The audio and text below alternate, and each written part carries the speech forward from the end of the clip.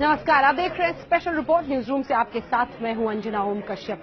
आम आदमी पार्टी ने नए सिरे से प्रधानमंत्री नरेंद्र मोदी को ललकारा है। वैसे बात तो होनी थी 2 करोड़ कपिल मिश्रा के आरोपों पर, लेकिन विधानसभा में आज ईवीएम का लाइव डेमो हैकिंग का करके आम आदमी पार्टी ने कह दिया, सिर्फ 3 घंटे पहले गुजरात के चुनावों के ईवीएम दे दो, एक एक सीट पर हम ही जीतेंगे।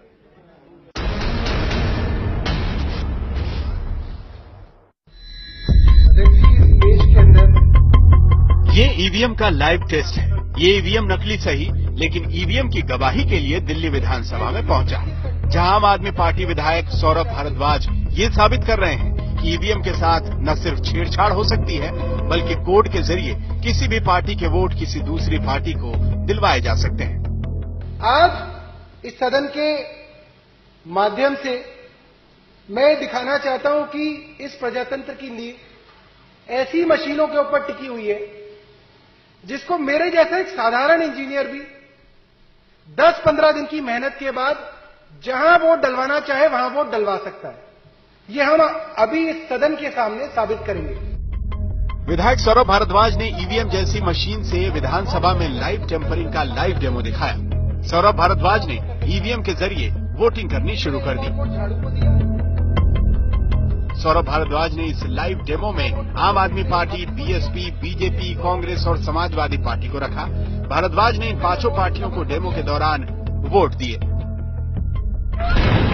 डेमो के दौरान आम आदमी पार्टी को सौरभ ने 10 वोट दिए। बीएसपी के सामने उन्होंने 2 बार बटन दबाया। बीजेपी के सामने बटन उन्होंने 3 बार दबाया। समाजवादी पार्टी और कांग्रेस को भी उन्होंने 2-2 वोट दिए। इस तरह ईवीएम नुमा मशीन में कुल 19 वोट डाले गए।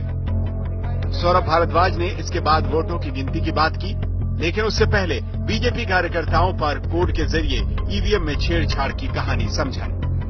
ये हम आपको बताना चाहते हैं कि इसके सीक्रेट कोड हैं। जिस पार्टी के पास है वो उस सीक्रेट कोड को इस मशीन के अंदर दाखिल करके अपनी पार्टी को जिता सकता है। अगर आपने तय कर लिया कि सरकार तो बीजेपी की है, तो कोड भी बीजेपी वालों को पता है। और अगर आपने 10 बजे तय कर लिया है कि अब आपको बीजेपी को जिताना है और अब जो जो वोट इस बूथ के अंदर डलेगी, बटन चाहे कोई भी दबे, वो वोट सिर्फ और सिर्फ कमल पे जाएगी, तो उसका कोड है 123414। इस लाइव डेमो में वोटिंग के बाद जब वोटों की गिनती हुई तो ईवीएम नुमा मशीन में पार्टियों को डाले गए वोटों में बड़ा हेरफेर दिखने लगा। आम आदमी पार्टी को 10 वोट पड़े थे, लेकिन नतीजे में आम आदमी पार्टी के खाते में 2 वोट दिख रहे थे। बीएसपी को 2 वोट मिले, नतीजे में 2 वोट ही दिख रहे थे। इसी तरह कांग्रेस और समाजवादी पार्टी को भी 2-2 वोट मिले थे। इसकी गिनती भी सही निकली। बीजेपी को तो महज 3 वोट पड़े थे, लेकिन गिनती के दौरान बीजेपी के वोटों की संख्या 11 दिखने लगी। सौरभ भारद्वाज के मुताबिक आम आदमी पार्टी को मिले 8 वोट टेम्परिंग के जरिए बीजेपी के खाते में चले गए।